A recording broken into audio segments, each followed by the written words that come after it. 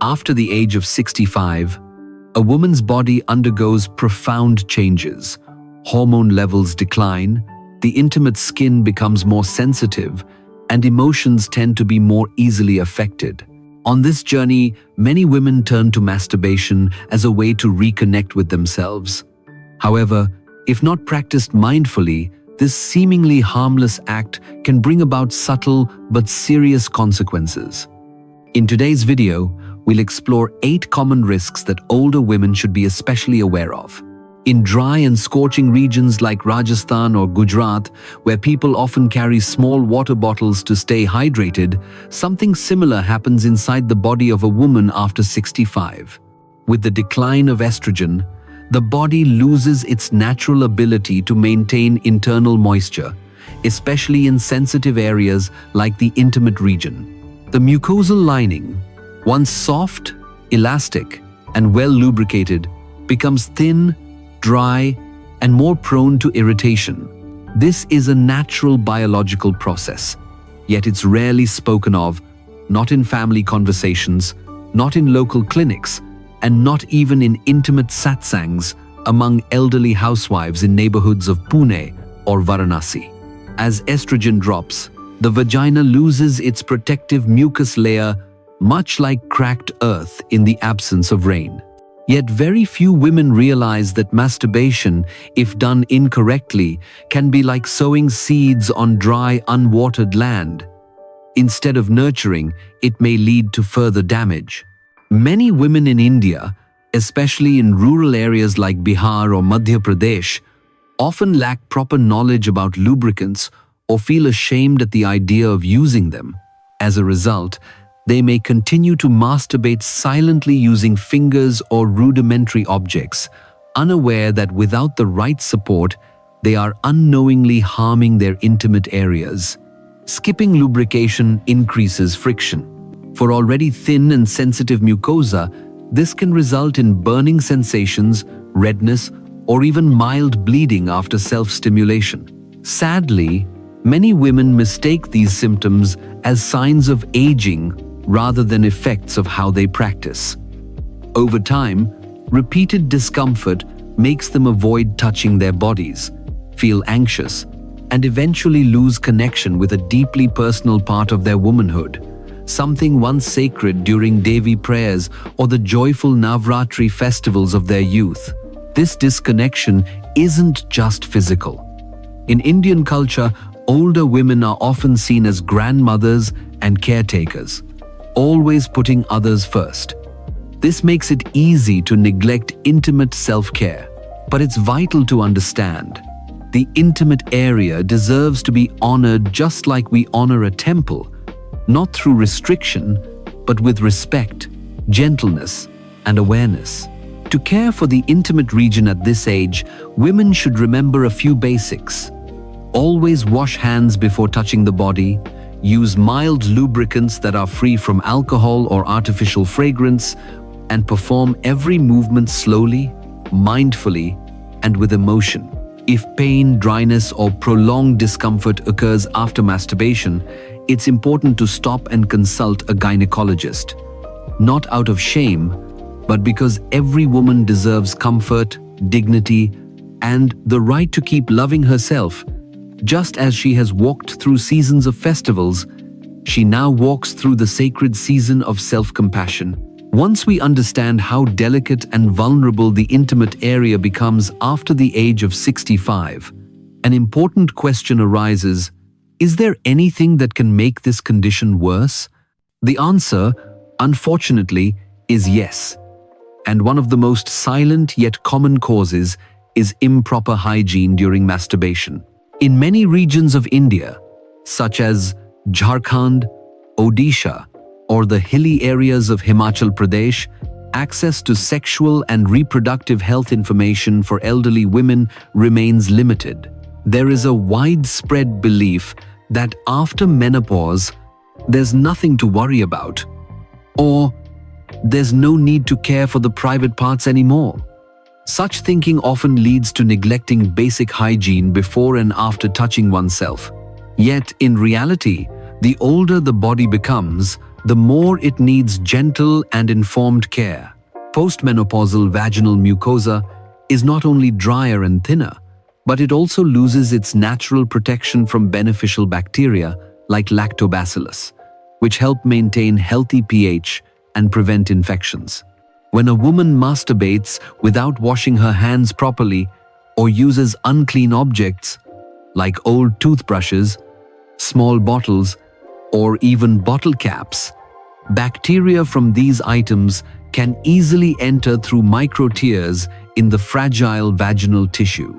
At a community health talk for senior women in Coimbatore, a gynecologist once shared, "We see many cases of urinary infections, vaginitis, or candida yeast infections caused by touching the intimate area with unwashed hands or using unsterilized items. More worryingly, most women who come in for treatment believe they are suffering from weak bladder due to aging, when in fact it's often due to infections triggered by such personal habits." Another common mistake is not cleaning the intimate area after masturbation. In hot and humid climates like Kerala or Bengal, sweating around the groin is normal.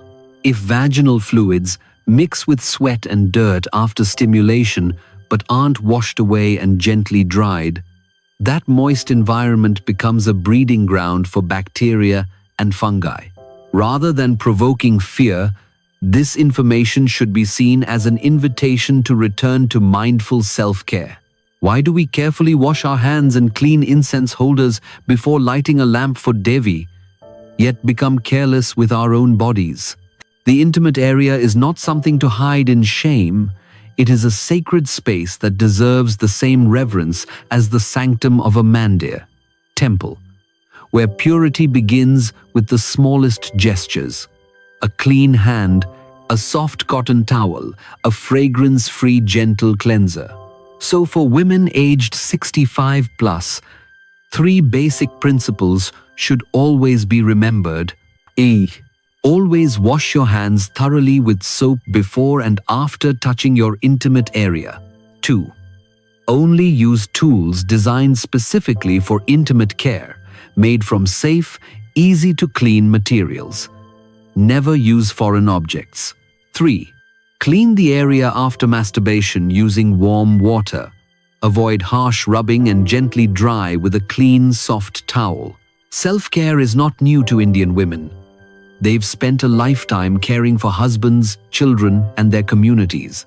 But now, at this sacred stage of life, it's time to redirect that loving attention inward, beginning with the most tender parts of the body, touched with the softest hands, and held with the deepest love.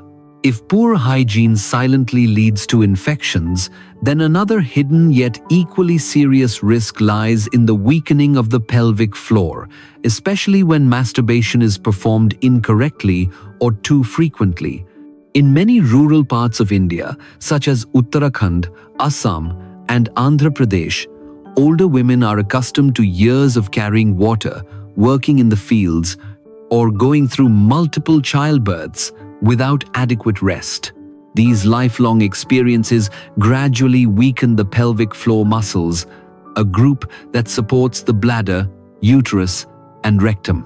By the time a woman reaches 65, compounded by menopause and a drop in estrogen, the pelvic floor no longer retains its elasticity or lifting strength.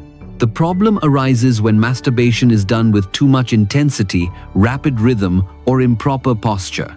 Each muscular contraction, a natural reflex during arousal, ends up straining these already fragile muscles. It's like forcing a weakened bridge to bear the weight of heavy trucks without maintenance. Initially, one might feel pressure in the lower abdomen, fatigue in the pelvic base, or heaviness when sitting too long. But over time, more troubling symptoms may appear, such as urine leakage when coughing or laughing, or even a sense of uterine prolapse. At a women's health seminar in Hyderabad, a gynecologist noted, Many women come in with urinary incontinence without realizing that improper masturbation habits are also a form of pressure on a weak pelvic floor. It's unfortunate because with the right understanding, a woman can enjoy a fulfilling, intimate life while still protecting her core health. Indian culture has always cherished resilience that is soft yet sustaining, like a neatly folded sari or the temple floors cleaned each morning by hand, not machine. The pelvic floor is similar, a quiet foundation in the body that, when trained correctly, continues to uplift both physiological strength and emotional vitality. The answer is not to stop masturbating altogether, but to approach it differently. Begin by practicing Kegel exercises, gently contracting and relaxing the pelvic floor muscles for a few seconds each day. Combine this with deep breathing, light meditation, or simple yoga postures like Baddha Konasana, butterfly pose, which has long been part of India's ancient physical traditions. During masturbation, choose a relaxed position, like lying on the side or sitting cross-legged. Use a suitable lubricant to reduce friction, and maintain a slow, gentle rhythm without pushing for a quick climax. Most importantly, listen to your body. If you experience heaviness, pelvic fatigue, or urinary leakage afterward, take a break and let your body rest. And when needed, consult a gynecologist who understands the specific needs of older women. Masturbation, when done with tenderness and awareness, not only helps a woman stay connected to her body, but also reminds her that even in the later years of life, true strength doesn't lie in force, but in refinement. And the pelvic floor, though unseen, is where that refinement quietly begins. Once the link between improper masturbation and weakened pelvic floor muscles becomes clear, there's another vital layer that cannot be overlooked: the impact of this behavior on emotions and hormonal balance in the postmenopausal phase. Though a woman's body may have weathered many festivals, births, and life transitions, her endocrine and nervous systems remain exquisitely sensitive, especially beyond the age of 65. In cities like Bhopal and Kochi, where yoga centers for seniors are gaining popularity, people are beginning to talk about the wisdom of hormones, a new yet profound idea. Hormones don't just regulate physical processes. They directly shape emotions, sleep quality, and self-perception. When an older woman turns to masturbation as a way to ease loneliness, release tension, or calm emotional unease, but does so repeatedly and unconsciously, she risks disrupting an already delicate hormonal rhythm. Many women across India quietly admit that after each act of self-stimulation, instead of feeling relieved, they are left with a hollow sensation, hard to name, like coming home from a grand wedding to an unexpectedly silent house. This emotional drop stems from the rapid spike and fall of dopamine, the neurotransmitter linked with pleasure. In younger bodies, the nervous system recovers quickly, but for older women, this rebound is slower, leading to lingering fatigue, anxiety, or long-lasting insomnia. A 67-year-old woman in Lucknow once shared at a community gathering, "I masturbate at night because I feel lonely, but then I toss and turn in bed. The next morning I feel irritable and drained, even though nothing happened." This story is far too common, not because the act is wrong, but because it's done in a state of emotional imbalance. When sadness is suppressed instead of acknowledged, physical action becomes a form of avoidance, not connection. In the Ayurvedic tradition, this reflects a disturbance in the three doshas, especially Vata, the air element, which becomes easily unbalanced in older age. When Vata is agitated by late nights, erratic eating, or disharmonious sexual activity, it manifests as chills, restlessness, scattered thoughts, and a loss of inner direction. The solution is not to stop masturbating altogether, but to reframe the intention behind it. Instead of reacting to boredom or loneliness, let it become a practice rooted in calmness, perhaps after a short meditation or during a peaceful midday moment. And, if fatigue follows, return to simple yet time-honored remedies. Eat a spoon of roasted sesame seeds, sip warm ginger tea, breathe slowly, or soak your feet in sea salt. All ancient practices known to soothe Vata across generations. Most importantly, learn to listen inwardly, not just to the body, but to moods, silences, and emotional spaces within. Masturbation, when practiced with awareness, can become a quiet ritual of self-healing, no longer a reflex to fill a void, but a tender way of reconnecting. And at this age, that ritual, though silent, can be as beautiful as the sound of temple bells at dawn, echoing softly in the mind, guiding the woman home to a state of true serenity.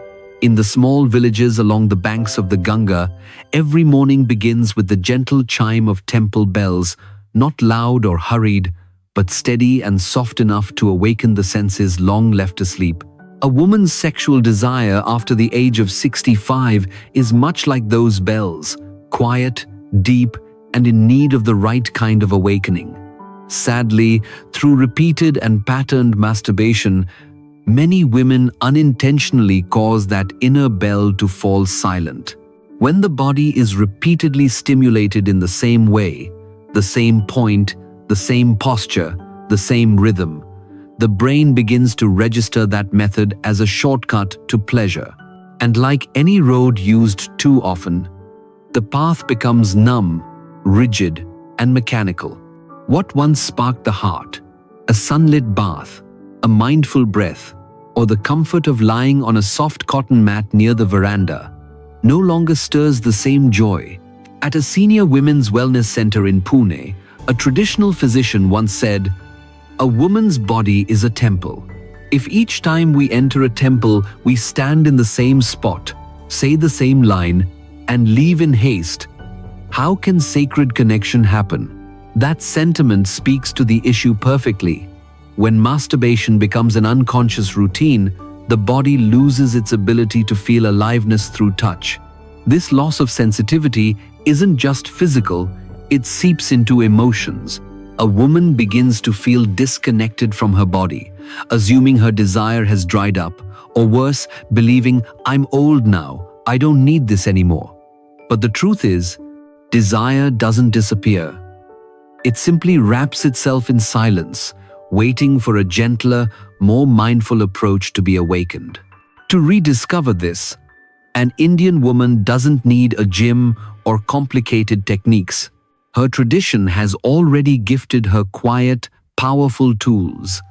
Massaging the lower belly with warm sesame oil, light breathing meditation, sitting under the morning sun with closed eyes, or wrapping a warm cloth around the hips while reciting prayers. These are simple yet profound ways to call energy back to the pelvis, the seat of intuition, femininity, and life force. While practicing masturbation, shifting the rhythm, the space, and the manner of touch becomes essential. Try tracing slow circular movements instead of direct pressure. Let the breath guide sensation, or include gentle incense and soft lighting so that the body is not merely stimulated but awakened from within.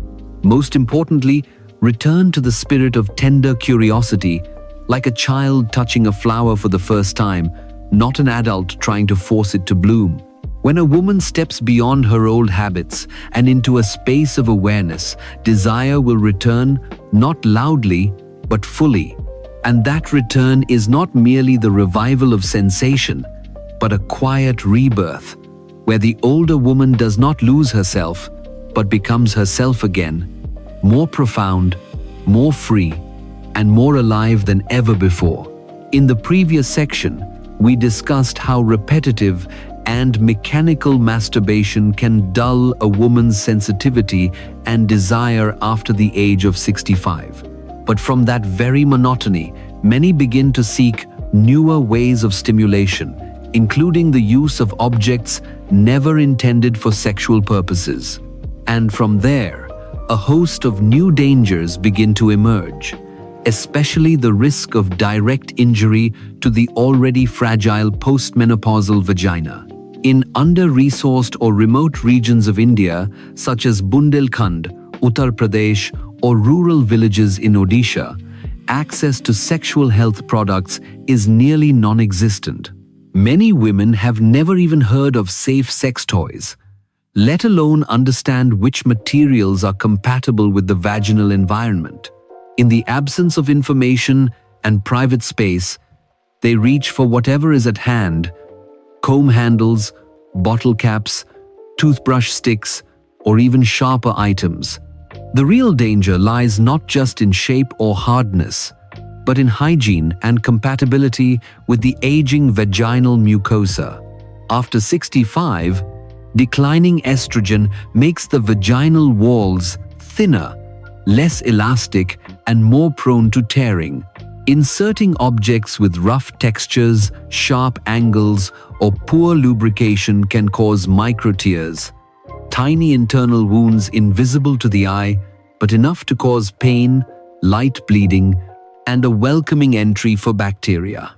During a free medical consultation in Jaipur, an elderly gynecologist recalled a 69-year-old woman who had used the wooden handle of a kitchen spoon to feel something and later developed a persistent urethral infection. She thought her burning urination was due to old kidneys, until the doctor gently asked, "When you last cared for yourself, what did you use?"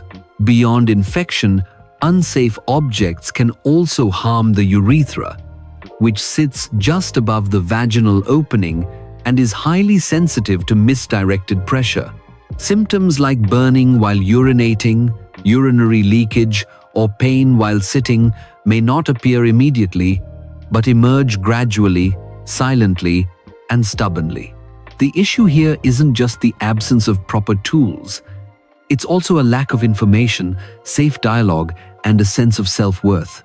Many older Indian women still believe that caring for the vagina is inappropriate once menstruation ends, or something only for the young.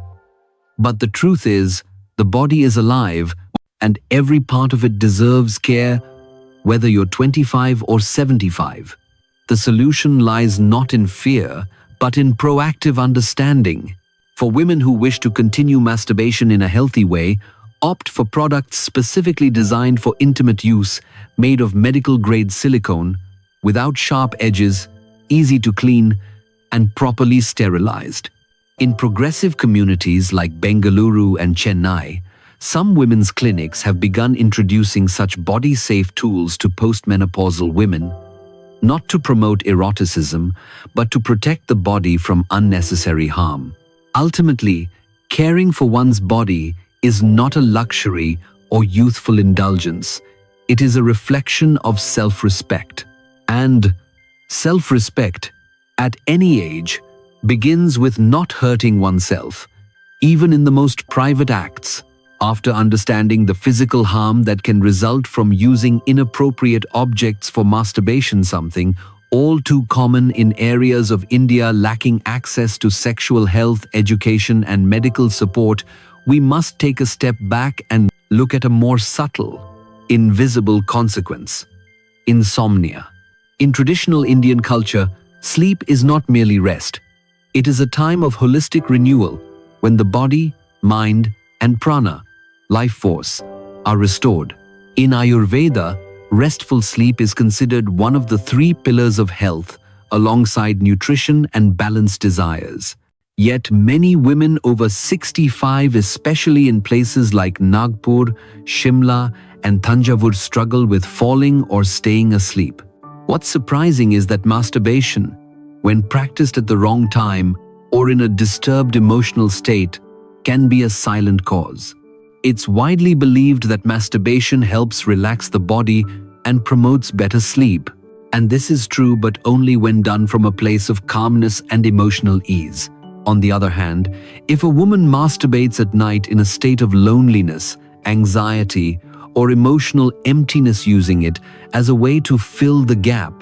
The act can activate the sympathetic nervous system, leading to increased heart rate, mental alertness, and difficulty reaching deep relaxation. A 68-year-old woman from Varanasi once shared during a health workshop, "I thought touching myself before bed would help me relax. But the more I did it, the more restless I felt, as if my body was still, but my mind kept spinning." That sensation is not uncommon. After climax, dopamine and adrenaline surge in the body, but without time for natural regulation, the system becomes stuck in a halfway state, neither excited nor fully calm. The result: tossing, turning, waking up frequently, or sleeping, but not deeply. In natural therapy centers in Mysore and Rishikesh, yoga therapists often advise elders to avoid any strong stimulation after 8 p.m. including heavy meals, intense exercise, or masturbation. Instead, they recommend deep relaxation rituals such as drinking warm turmeric milk, soaking feet in salt water, massaging the chest and lower belly with rosemary oil, or practicing light mindfulness meditation with a soft bell. But what truly matters is not just avoiding certain things before bed. It's about being aware of one's inner state before choosing to touch the body. If a woman is emotionally unsettled, deeply lonely, angry, or sad, masturbation can disrupt her emotional rhythm and worsen her sleep. In contrast, if she feels light and relaxed after an oil massage, or listening to bhajan's self-touch can become a healing ritual, gently grounding her and leading to restful sleep. What must be remembered is, sleep doesn't come just because the body is tired. It flows from harmony between body and mind. After 65, the body becomes not just more sensitive, but also more refined. When a woman respects her biological rhythm, knowing when to stop, when to breathe deeply, her body and her sleep can become allies, no longer struggles. And sometimes, being awake in the middle of the night isn't a disorder, but a quiet invitation to return to oneself with more softness, more depth, and more compassion for even the smallest things. A single breath, a gentle touch.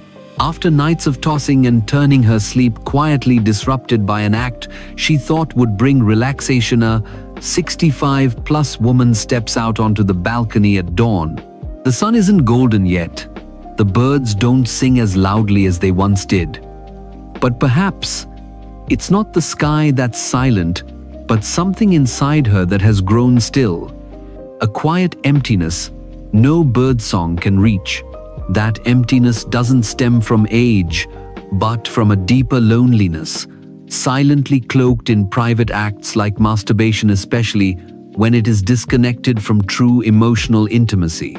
In major Indian cities like Ahmedabad, Hyderabad, or Delhi, where children work far from home, community ties loosen, and multi-generational living gives way to independent flats. More and more elderly women live alone with a cup of tea, a television playing to no one, and distant memories of what it felt like to be touched with tenderness. In such moments, many turn to masturbation, not to fulfill desire, but to reassure themselves, "I'm still alive. I can still feel. I may." But when this act is repeated in silence with no one to share it with, no one to ask or understand, it can backfire. Instead of nurturing emotions, it may deepen the sense of isolation. Each time she's close to herself, it ends not in warmth, but in a hush. No eye contact, no voice, no one to witness, no one who needs to know. In India, where elderly women were once lovingly asked, "Did you eat well? Are you feeling all right, Ma?" the absence of such small interactions becomes especially stark during moments of intimate solitude. Without someone to walk with around the lake at sunrise, no friends to recite prayers or share tea with, masturbation, though not wrong, can risk becoming a quiet form of emotional isolation. A psychologist in Bangalore once said, Older women aren't afraid of aging. They're afraid of becoming invisible. The fear isn't of wrinkles, but of no longer being seen or needed, of having desires but no one to gently meet them with a gaze or a listening heart. The answer isn't to stop the act entirely, but to rebuild the relationship between body and community. That might look like joining a morning meditation group in Pune, singing bhajans with friends in Vrindavan, or simply calling an old friend to ask, "Do you still have that green sari you wore during the festival years ago?" Because vitality doesn't come only from touching one's body, but also from being heard, being seen, being needed, and being able to give. None of these can be fulfilled alone. If masturbation is part of self-care, the rest must come from another hand, whether it's yours, a neighbor's, or simply a kind glance that reminds a woman she is not alone. At 65 plus, connection is the most powerful medicine. And every act, even the most private ones, when placed within a circle of love, cease to be efforts to escape loneliness. They become doorways back home to herself and to a world still waiting for her to live fully. 65 plus is not the end of emotional or physical life. It is a new chapter where a woman can return to herself more honestly and tenderly than ever before. In this chapter, masturbation, when understood and practiced with charis, no longer a source of shame or confusion. It becomes an act of deep self-care, a quiet way of saying to the body, "I'm still here. I still love you." But as we've seen, without understanding, this act can carry silent consequences. From dryness, infections, pelvic discomfort, insomnia, and loss of sensitivity, to perhaps the most painful of all, deepening emotional loneliness. Sadly, these effects often go unnamed. They happen quietly, in the bedrooms of millions of older women, unseen, unspoken, and at times, even they do not fully grasp the origin of their weariness. That's why the real question is not to do or not to do, but how to make masturbation a healthy part of postmenopausal life. Begin with kindness toward yourself. Wash your hands. Choose a gentle lubricant. Listen to your body. Avoid unconscious repetition. Never use unsafe objects. And don't let the act become a way to escape unresolved feelings. At the same time, widen your circle of connection with community, with friends, with safe spaces that support older women. Because healing cannot happen fully in isolation.